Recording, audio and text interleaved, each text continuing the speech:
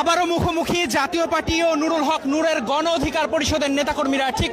নয়াপল্টন ঠিক আমরা সরাসরি যুক্ত হয়েছি যে বিজয়নগর পানির ট্যাঙ্ক এলাকা, সেখানে দেখানোর চেষ্টা করছি মাঝখানে পুলিশের সদস্যরা এবং সেনাবাহিনীর সদস্য রয়েছে। ঠিক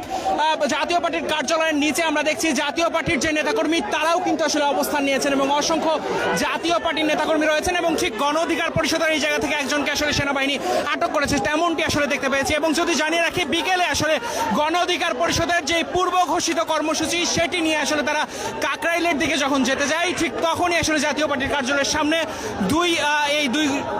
রাজনৈতিক দলের নেতাকর্মীদের মধ্যে যে সংঘর্ষ সেটি আসলে বাধে এবং এরপর গণ অধিকার পরিষদের নেতাকর্মীরা আবারও আসলে মশাল মিছিল নিয়ে যে এইদিকে আসতে শুরু করে এবং আমরা দেখছি পরিস্থিতি নিয়ন্ত্রণের চেষ্টা করছে পুলিশ এবং ঠিক গণ অধিকার পরিষদ নেতাকর্মীরা তাদের অন্যান্য নেতাকর্মীদের আসলে সামনের দিকে ডাকছে।